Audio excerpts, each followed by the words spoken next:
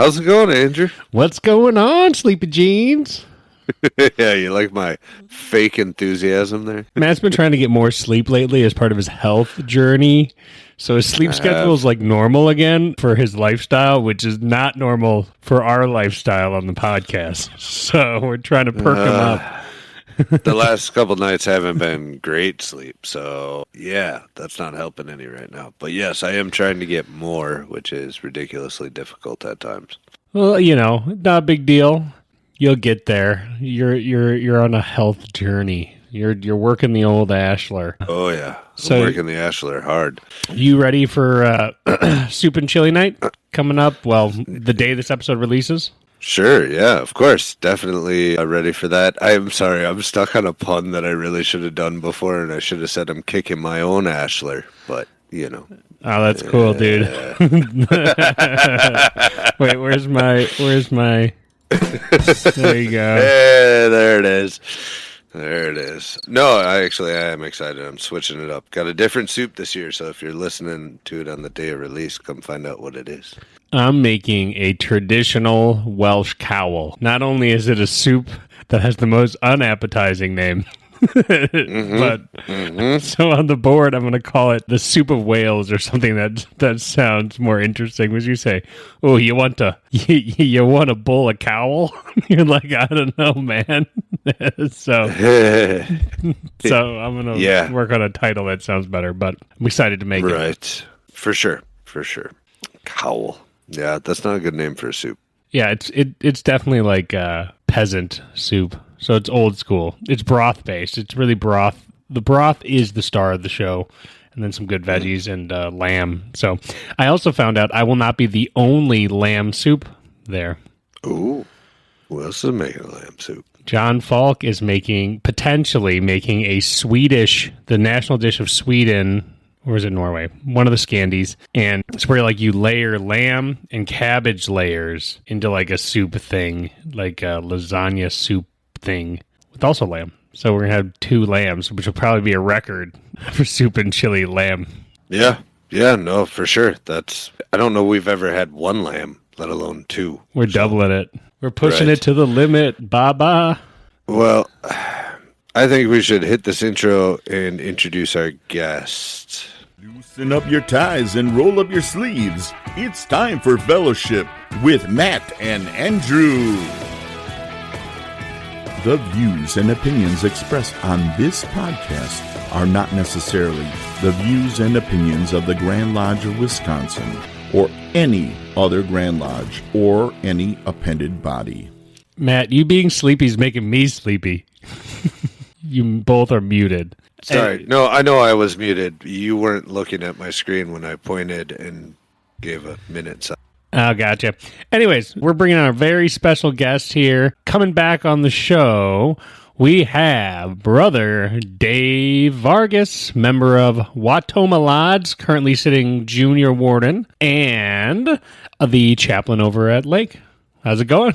Greetings, fellas. Welcome back to the show. I was talking to you a little bit before the episode. I came with an agenda because I think between you and Matt, you guys are some of the most traveled Masons in Wisconsin. You're definitely on that short list, I'm sure, with some of the Hayes boys and a handful of other Masons around the state. But I'm sure in that top 10 list, you guys are ranked probably in the top 5. So what I wanted to kick us off with today for both of you is, in your travels, what really cool things have you seen going on around Wisconsin that you think the rest of the state and the world should know about?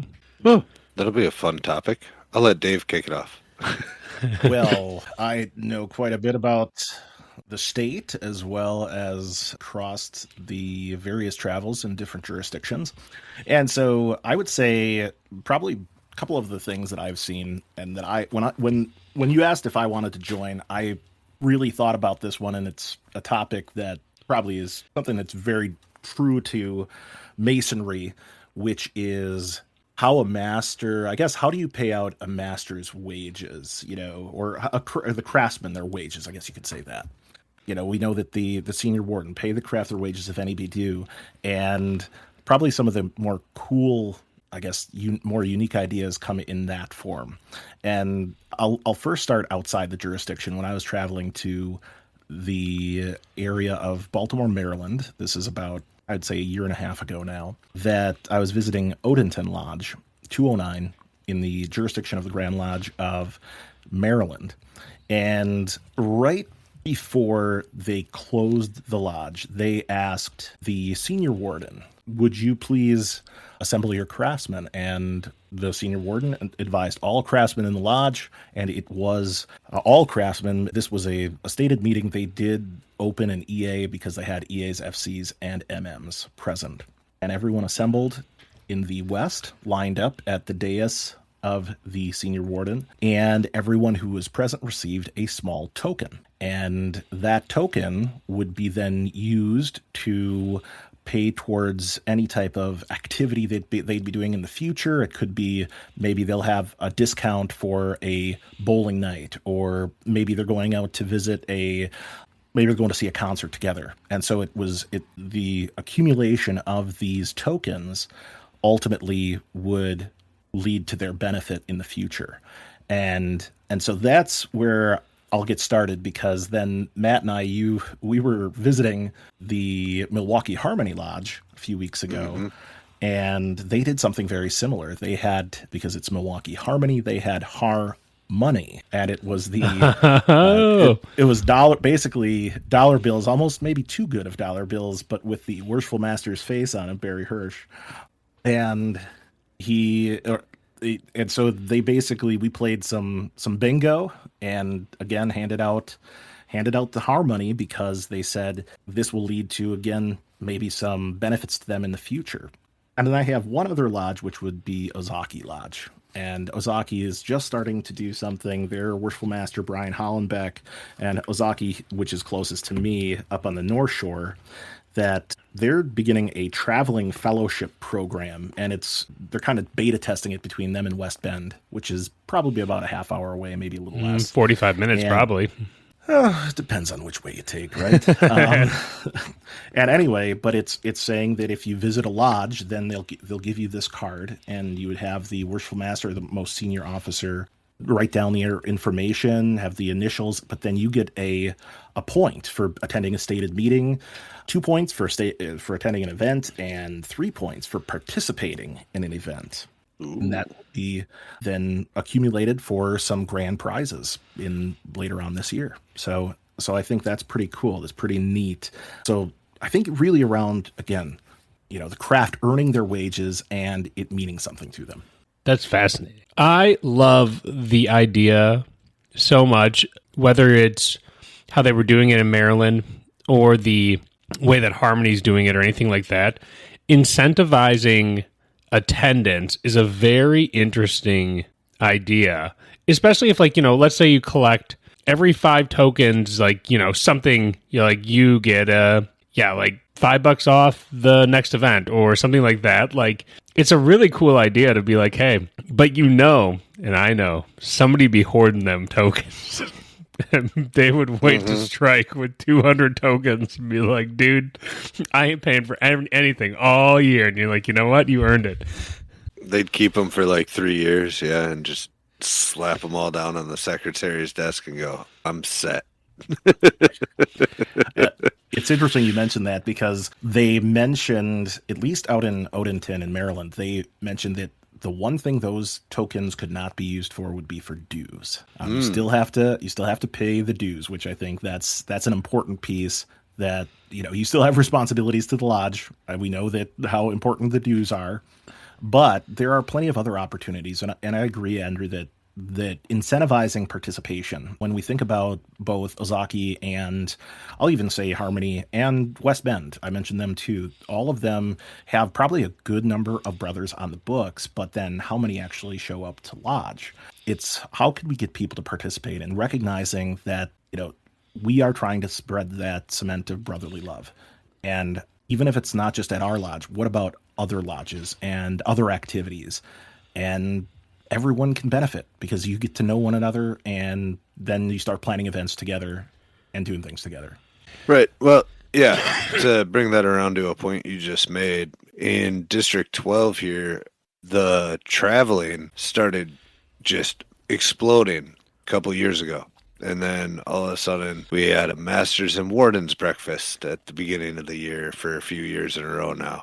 And now we're doing a District 12 barbecue competition, and who knows what else is going to be added into that in the future as this continues to grow. But you could say that a lot of that was born out of the traveling that was happening, because guys got to know each other, guys got to talking about stuff they thought would be cool, and then all of a sudden it was like, hey, wait a minute, a lot of people like the idea of a barbecue competition. Why aren't we doing that? Let's do it.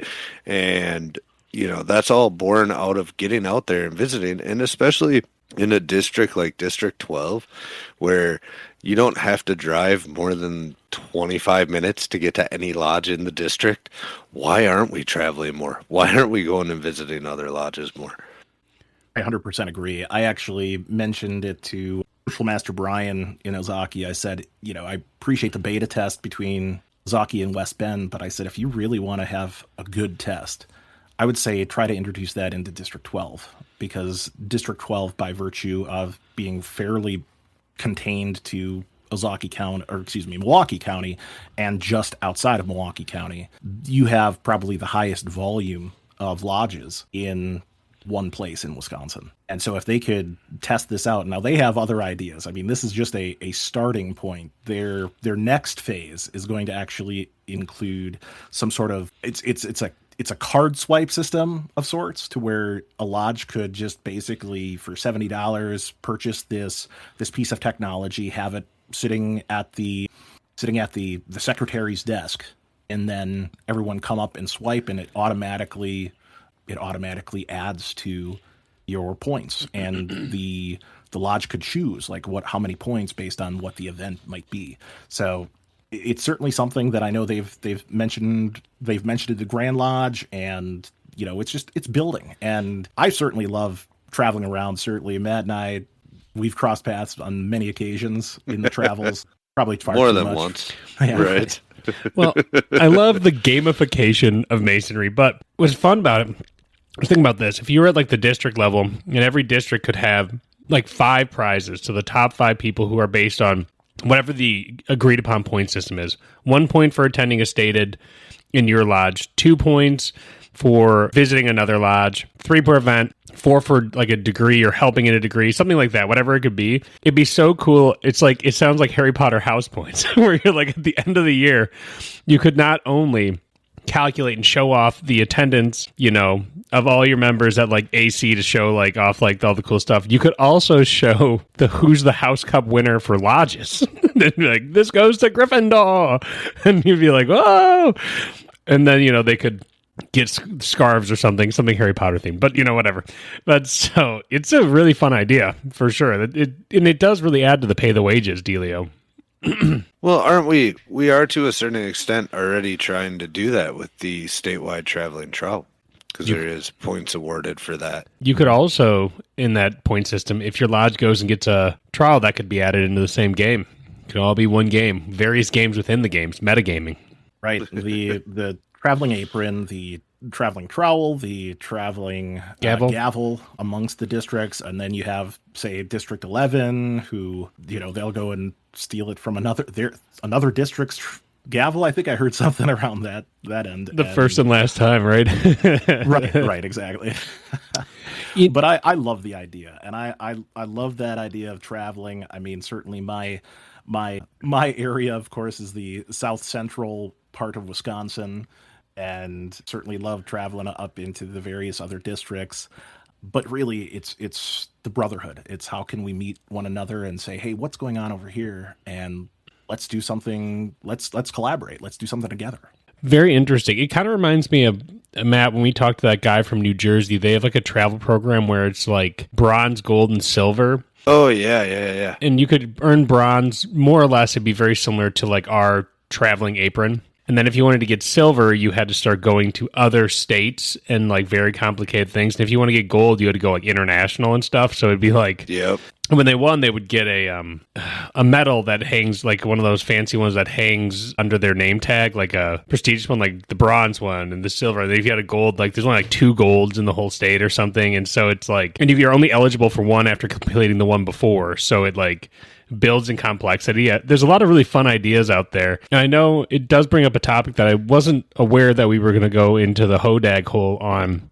But on, what are fun ways we can gamify Masonry in a helpful way? Like, we don't gamify the work, but to gamify the things around it, just to be, part of the goal. I think that sometimes in Masonry we lose is people are like, there's a deeper part to it and there's a rewarding part, but it also should be fun too. Like, you should enjoy doing Masonry stuff. So finding fun ways to motivate people, I feel like helps fill that bucket. Well, and I mean, we're starting to see some of that, right? More guys are getting competitive about the traveling apron, how fast you've gotten it done, or how many times you've done it now, right? And because I never swear on the podcast, I will this time, the shit talking that goes along with it, right? The number of lodges that have now started doing traveling lodges in District 12 and are all kind of talking to each other about that and getting it done, and everybody's like, well, if everybody else is doing it, we got to do it too. And then to stick along with that competition theme, the traveling trowel, if we were to get more involved with getting that, the statewide traveling trowel, there's the barbecue competition, there's something else on my mind that's escaping me. What else do we have going on that's kind of like gamifying it a little bit? There's something I'm missing. I don't know.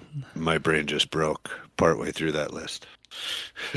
But yeah, it's interesting. And, I feel like, especially, when you're thinking of like the card reader and stuff, the ability to use technology in like a cool way, I feel like the sky can really become the limit on like the fun things you can do. Like, I know that on the Wisconsin Grand Lodge page, they have an education program that like fills out and shows like you've completed your stuff, which is cool because you can see like, oh, I've made this much progress. But like, I feel like there's also opportunity there to like, I don't want to say gamify it, but to gamify it, to make it like more exciting, where you're like, oh, if I achieve this, like you get this award, or you do this or do that. Like, there's always ways to like make these things more engaging. I think there's a lot of good opportunity. Well, we're men. We like competition, even if it's competing with ourselves, but competition will drive us to get out there and do things more. So I don't think there's anything wrong with a little friendly, healthy competition to try to get people moving around more, being more engaged and active. I agree that I'm in a personal competition with myself. Well, maybe worshipful Brother Adam Rigdon too. That for basically how many raffle tickets I can sell. You and Matt both, but you're winning. Oh no, I'm not in the competition. I'm just trying to help sell. Please visit WautomaFreemasons.com for more information. Follow the Wautoma Car Show, Father's Day show on Facebook. Yep. I'll listen. I'll get to my advert a little bit later. Stay tuned. But I mean, worshipful Brother Adam sent me a message probably a few weeks ago saying, "Oh, I think I caught up to you." And I said, "Caught up to me for what?"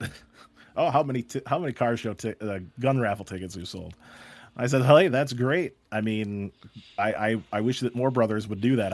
I know a few last stated meeting earlier this month. That was my last question. How's the car sale, or how are the gun raffle tickets going for the car show?" And there were crickets. So I'm hoping that might motivate some people to get out there and start selling. But that also, in conjunction with that, since I started selling them and kind of keeping track, it was when we visited, I think it was James Hayes Lodge back in early February. I want to say I've made it to about 9 lodges so far. I got about 6 to go. So and that's for traveling. That's for the traveling apron here in 12, and other. I've approached that subject with other districts as well about maybe a traveling apron type of program. I really think that the 12 and 11 also, by virtue, I think, of just being more populous and more condensed to some degree, that traveling is much more accessible.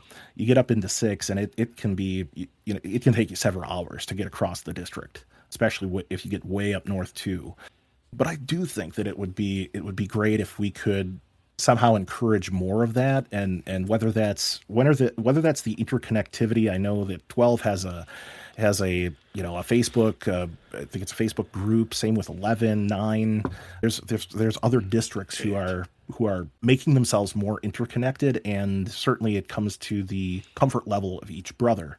But the more that we can do that, I think then it can foster perhaps more of these ideas. Yeah, I'm 100% on board with that. And as I'm thinking about it, some of these districts where it takes longer to travel, maybe you modify the rules a little bit. Maybe you don't make it a 365-day period. Maybe you give them a little bit longer. But one of the ones that we've glossed over in talking about this, and something Dave and I have yet to accomplish, which, Andrew, it was very flattering to say that you would put us in the top 5 most well-traveled Masons in the state, potentially, but I think we're probably far from it. I can think of a few people that have us beat pretty well. Maybe not for out-of-state travel for Vargas, but... More than 5? More than 5 people that you can think of that travel more than you? Oh, yeah. Yeah, for sure. Okay, top 10? You think you guys are top 10 list? Maybe. Are we counting Grand Lodge staff? Oh, no. That doesn't count. That does not count. Because that takes care of the top 10 right there. Yeah, right. That doesn't count. At any rate, the point I was going to go to is, even for brothers that live in districts that are spread farther out, if they wanted to do something, I don't want to say more light, but without a time restraint on it, that would still get them out traveling, would be that statewide traveling passport that we have, where you have to visit one lodge in every district and however long it takes you. So I think that's a unique encouragement to travel outside your own district, right? Besides the traveling trial. I'm going to challenge anyone to beat Brother Regan Schultz in his accomplishment of that feat. I will not give away the details of that, but it was in a very, very quick succession that he was able to accomplish that traveling trowel award, and that's going to be presented, I believe, at AC. Yeah, well, there was one last year that got it done already too. Michael Thumb, he got it done super fast as well. So, like right after they announced it, he's like, "Did it?" And you're like, "Wait, what?" Yep. But I would definitely, there's somebody who's pretty brand new. Regan's been a Master Mason for just over a year now, and how about October? Shout out, Brother Regan. Early November, end of October, early November. Okay, all right. So yeah, going on 6 months, and that dude's been everywhere. He's been all over the place. He just doesn't stop. I get concerned when I don't see him. Right. That's how people feel when you're not there too, Vargas.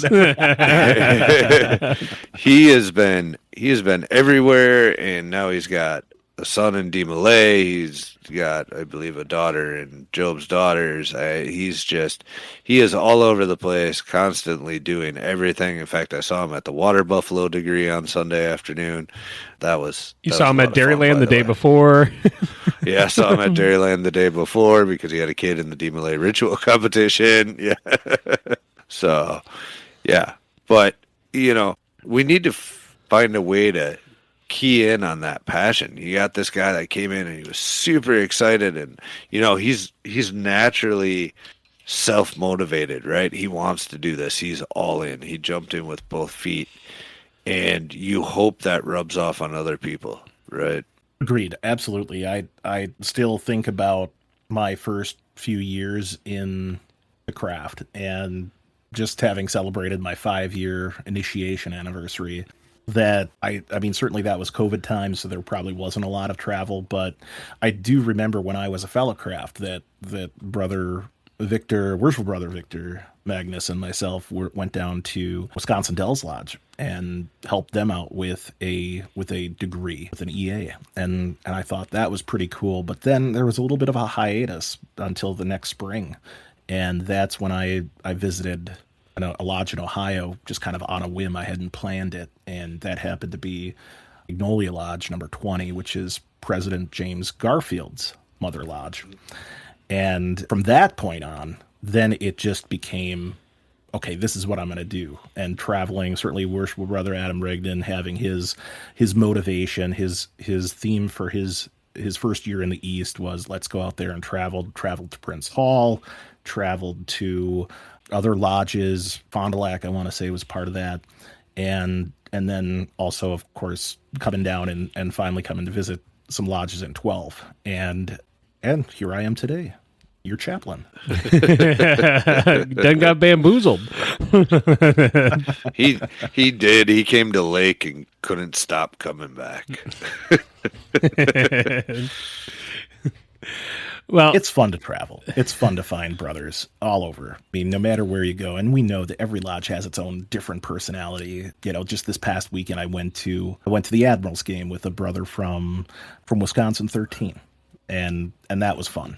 I know that other brothers have had, or other lodges have had Admirals games, but any of these events, whether it's let's go meet at a beer garden and let's hang out during the warmer months.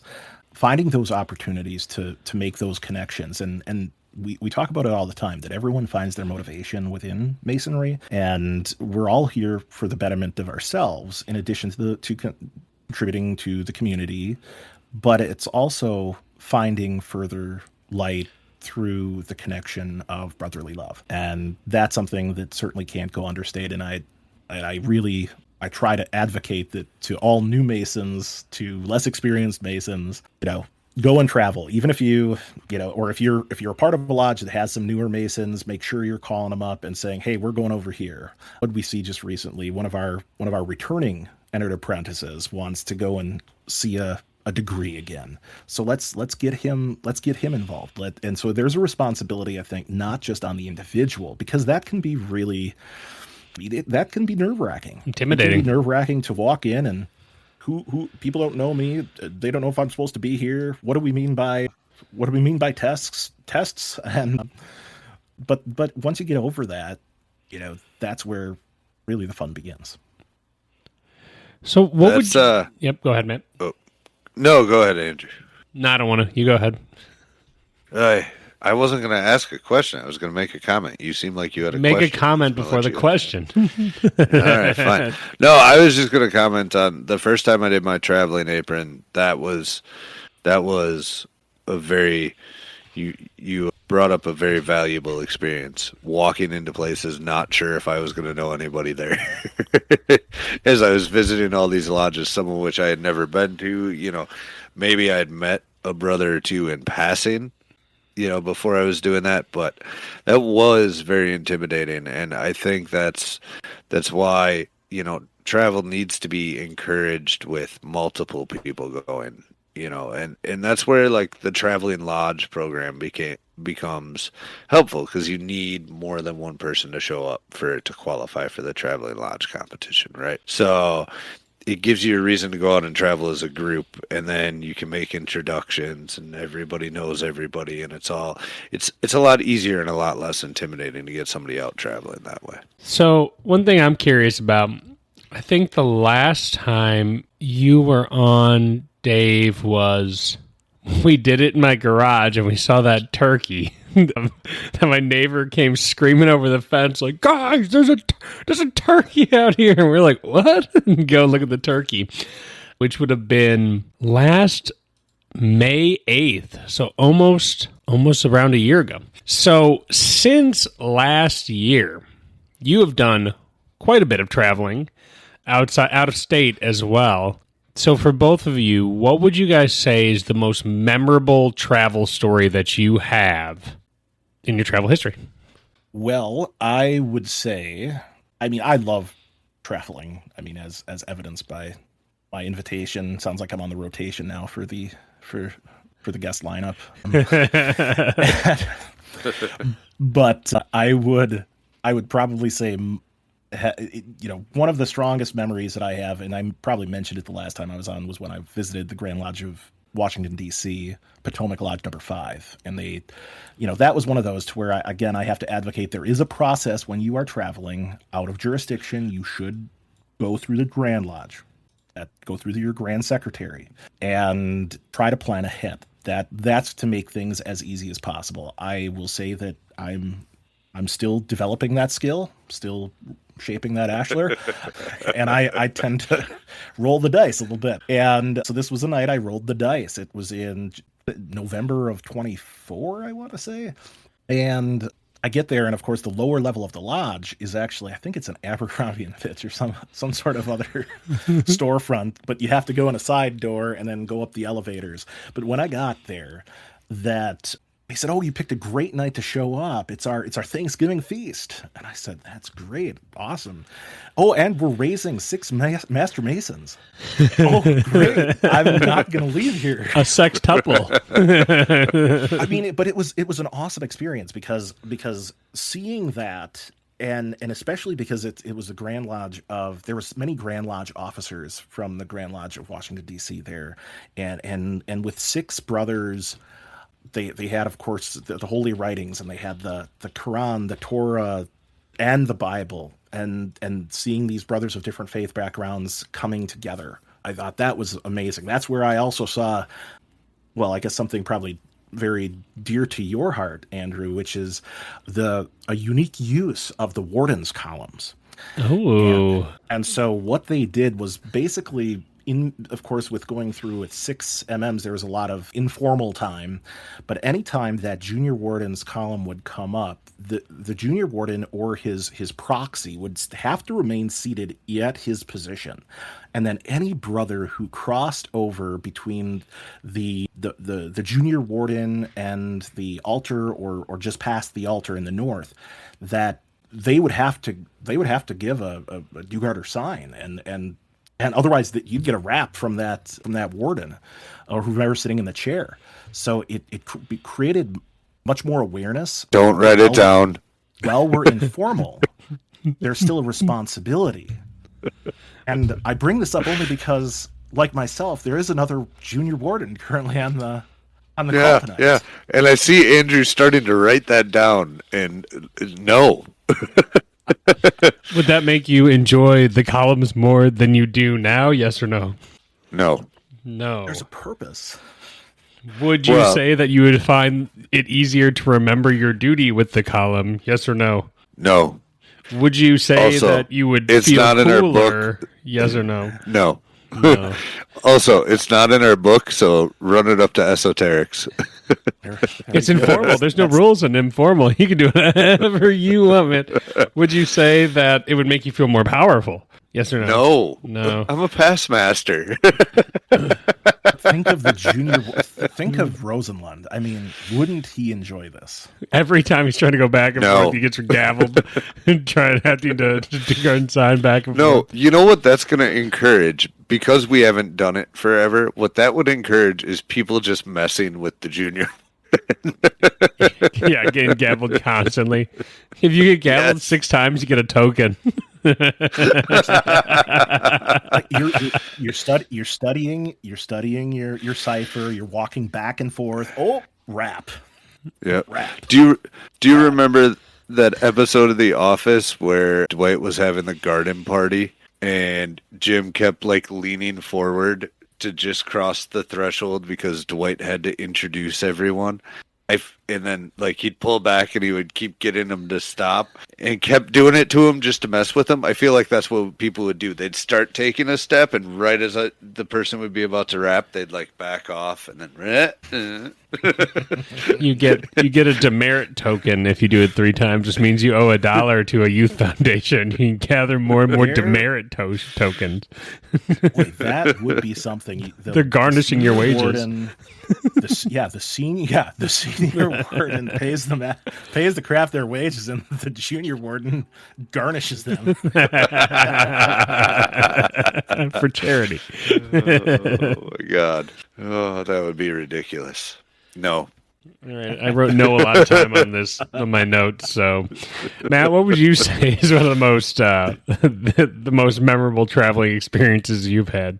Right now, it's always going to be cave. It's going to be both the times I've been down to Cave Degree, just because I have managed to connect with so many brothers that I would have never had an opportunity to connect with there, from other jurisdictions, from all over the place. And I got to meet brothers that I had only known from online. And I got to see other jurisdictions work. I would say those have been two of the most impactful experiences, about to be the third time this year. So I'm always excited to go down there. It's great. I love traveling within my own jurisdiction, but there's something special about going outside of it and, really connecting with brothers that could be completely different from you just by where they come from and the culture they come from, or their masonry could even be a little bit different because they're 4-letter instead of 3-letter. So it definitely gives it a unique flavor, and it's always an enjoyable experience. Matt, would you say, as you mentioned that experience, and of course it's the camaraderie, it's visiting certainly other lodges, but more so you mentioned seeing how they work degrees, and that's something I feel for myself was really meaningful. And I was wondering if you felt the same way. It's more than just visiting the lodge; it's also seeing how they work their degree work. Right.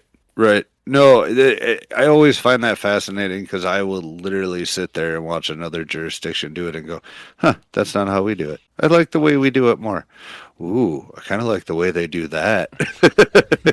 You just kind of run the gamut, and it really holds your interest. And, the meaning and the symbolism and everything is the same ultimately, right? It's the same for the candidate, but it's a different presentation of it. It's a different way of executing the degree work, right? So I find it super fascinating, and how like every jurisdiction is just slightly different, if not vastly different, because I've seen some where I've been like, whoa, this is totally different.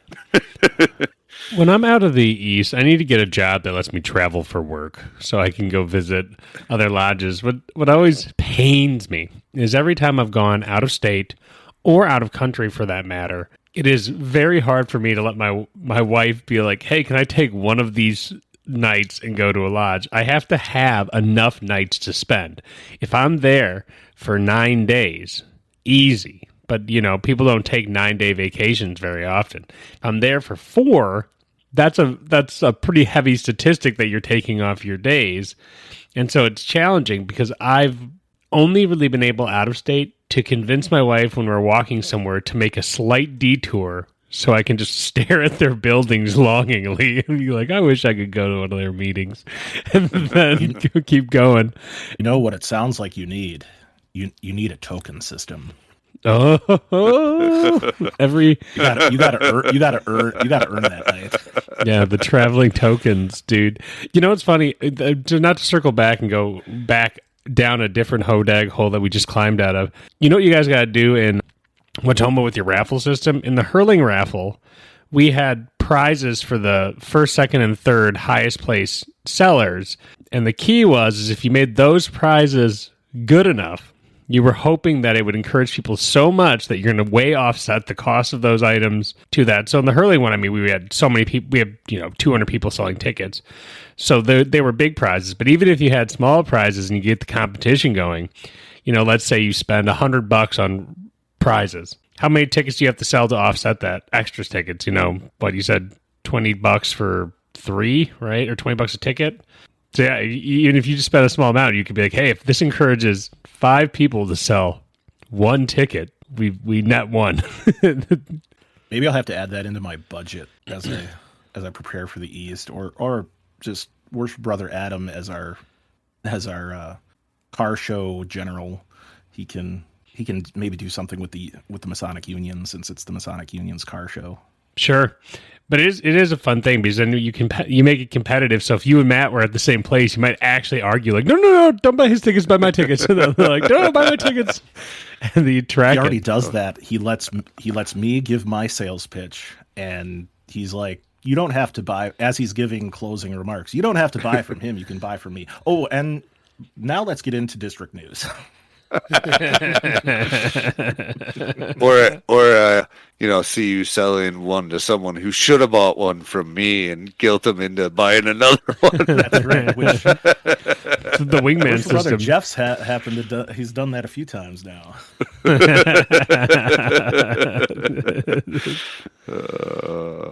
No, we have fun with it. I do enjoy that when we're both at the same lodge and we're both like giving our pitch.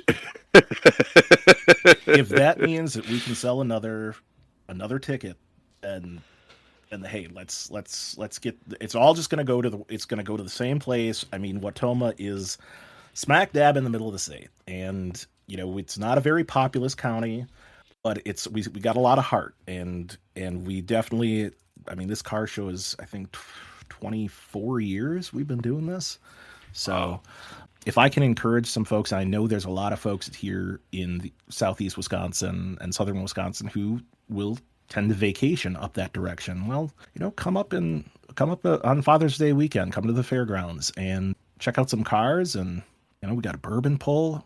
But I'm still saving my advert for later. So, all right, I was going to say, are we going to advert time? Right. No, that's fair. I don't know how I managed to pull it off, but that's become a Father's Day tradition for us to drive 2.5 hours up, go to the car show, drive 2.5 hours home. Although this year we might switch it up a little bit and come up Saturday night, spend the night up there, and then come home afterwards on Sunday. But I was going to say, I assumed you were staying at your cabin, like, and packaging a deal in. No running water at the cabin. No. Bring a squirt gun. Bring a super soaker. No, we'll grab a hotel room for Saturday night. Well, and that's where some of the brothers here in Ozaki, they mentioned they're gonna ride their bikes up, and I said, hey, we have a bike category. You guys can. All it took last year was one of the guys won it. He just brought his bike over and parked it and made sure it was washed beforehand.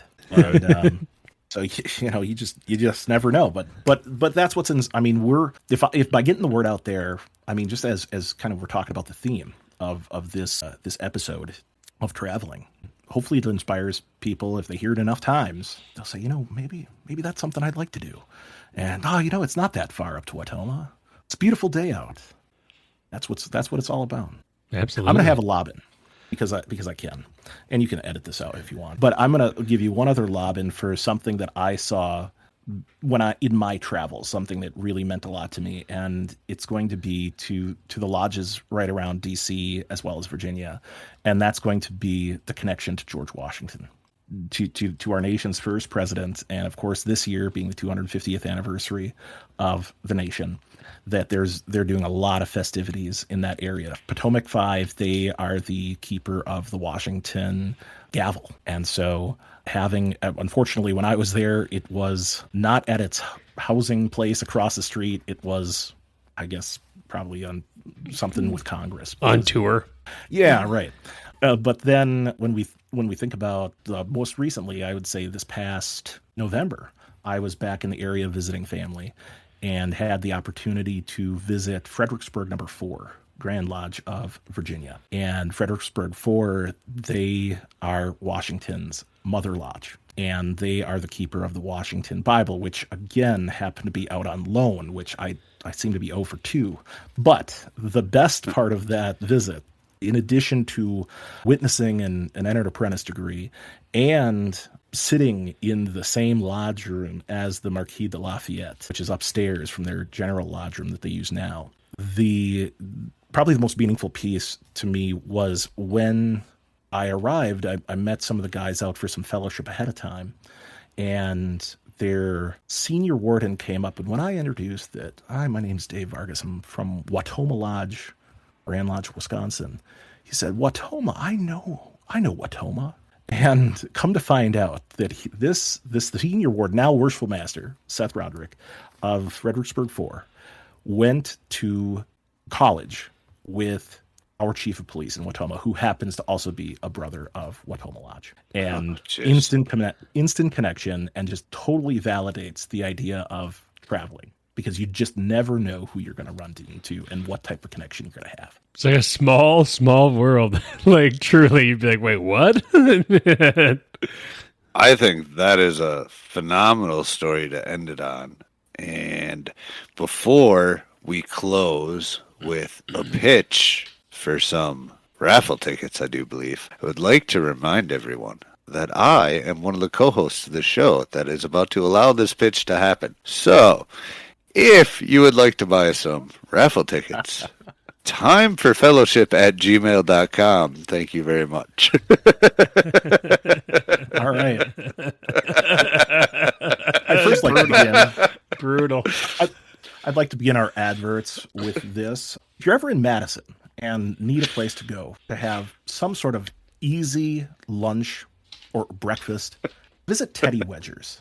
It's located on State Street, right on Capitol Square, 101 State Street, Madison, Wisconsin. Teddy Wedgers, Cornish pasties, delicious. When you're here, you're pasties. Unofficial sponsor of this podcast.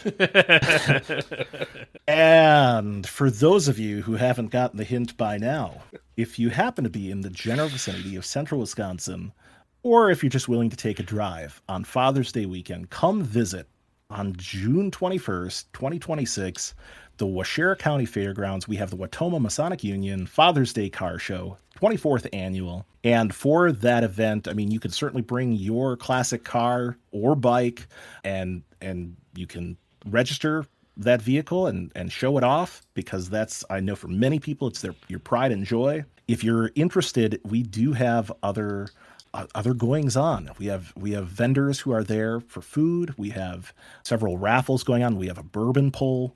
I'm trying to convince them to do a whiskey pull because I'm, of course, more partial to Scotch, but that's okay. It's still good. And we do have a gun raffle.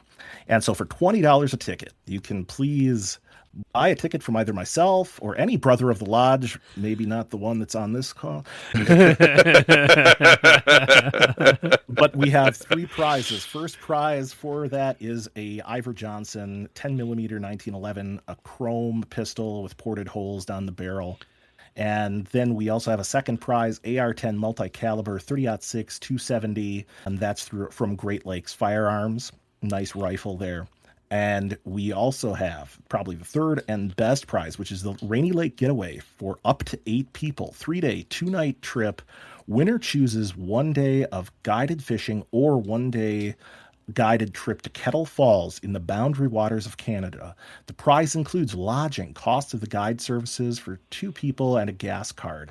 And so if you're interested, please visit WautomaFreemasons.com or visit us on our Facebook page. We have the Wautoma Lodge 148, Wautoma Freemasons Lodge 148 Facebook page, or the Wautoma, it would be the Wautoma Father's Day Car Show, which you can like and follow us on Facebook. And we certainly look forward to having you join us in June in Wautoma. And links to those pages will be in the show notes as well, to make it easier. WautomaFreemasons.com. Woohoo. Woohoo. Well, thanks for coming on, Dave, and the best of luck to you in continuing to kick my Ashler in raffle ticket sales. All going to a great place. And by the way, just because I know that it was thrown out on the last episode, I do know where Diagon Alley is, and I know how to get in. He is our Hagrid. Young Hagrid. Wait till his beard grows out, then we'll be sorted. Well, if I could grow a Hagrid beard, I'd do it as soon as I get out of law enforcement. All right. Well, thank you, Dave. And to our listeners, be sure to follow us on social media. If you are not, you can keep updated with our going-ons. Sometimes we do content. Also on Wednesday nights, like this coming Wednesday. Well, this will be coming out Thursday, so rip. But on Wednesday nights, we're trying to do editing live streams. So if you ever want to hang out with us and just talk, and we'll just be very casual hanging out there, you can join us on our Discord. Link is in our show notes. It's a fun time. We've been getting rowdy with some brothers in there asking us tons of fun questions and driving us slowly insane. So it's been a great time. And yeah, it's worth checking out. I think we need to start calling that Broasts Unedited. I really think we should bring in some of those questions. There needs to be like an unplugged, uncut version. Ooh, Broast Unplugged. Right. There's some great Broast Unplugged content. is pretty good. Some really Fellowship great Unplugged. There's some good options here. And I still would like the Andrew and the segment where we ask Andrew to pronounce some town names here in Wisconsin, because that I feel is something that's missing from this podcast. I have Ashwaubenon. started. Got it. Small town let me Wisconsin know. name pronunciation. I like that idea. All right. Well, if you want to email us, you can email us at timeforfellowship@gmail.com. All right. Well, take care, everyone. See you next time. Have a great day.